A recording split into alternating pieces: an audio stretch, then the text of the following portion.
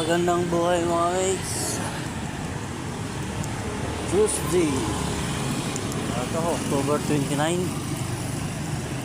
Kasi oras na ba? Aga pa lang. Dito tayo.